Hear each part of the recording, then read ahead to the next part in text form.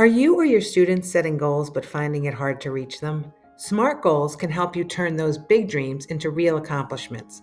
Stick around because today you'll learn how to use SMART goals to make goal setting easier, and I'll even share a link to a free worksheet you can start using right away to help your students succeed at school and at home.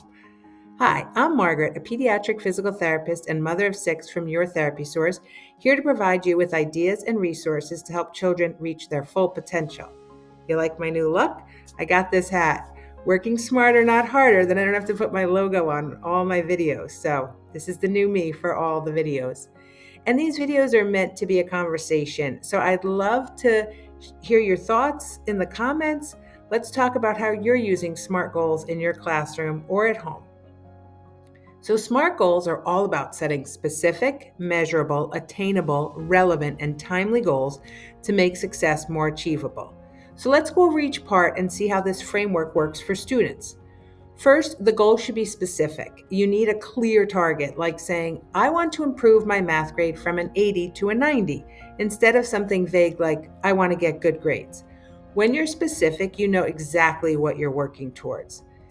Also, SMART goals need to be measurable. That's the M part of SMART. And this means setting up a way to track progress. For example, I'll study for an hour each night to reach an 80 or higher on my next quiz. Measuring your progress helps you stay on track and make adjustments along the way. The third part is attainable. Goals should be realistic yet challenging. If a goal is too far out of reach, it can feel discouraging. Instead of aiming for a perfect score on every test, try incremental goals that build confidence over time. Now we'll move on to the R in SMART, and that's relevant goals. Relevant goals support what's most important. This could be something like using a planner every day to stay organized. These would align with the bigger picture and help build skills that students can use for overall success. And the last letter in SMART is T for timely. Adding a deadline adds urgency to your goal. Instead of saying, I want to get a 90 in math, you could say, I want to get a 90 on my next math quiz on Monday. SMART goals can cover all kinds of areas: studying, reading, emotional regulation, phys ed. For example, a studying goal could be, I will study 3 chapters per day until the test at the end of the quarter. A reading goal might be, I will read 1 book a week until June. You can even use SMART goals for emotional regulation, like I will use self-calming strategies like deep breathing 9 out of 10 times when I feel overwhelmed in class. What areas do your students need the most help with that you find? Let me know, and maybe we can provide you with some SMART goal examples you can share in the comments. Setting goals isn't just about making lists of things to do. It's about teaching students to plan, manage their time, and build confidence.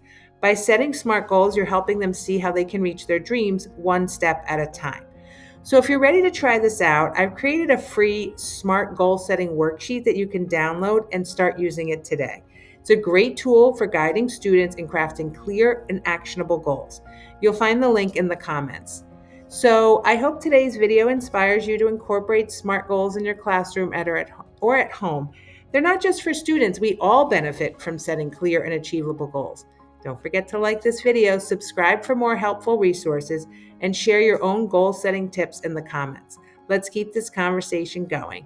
See you next time.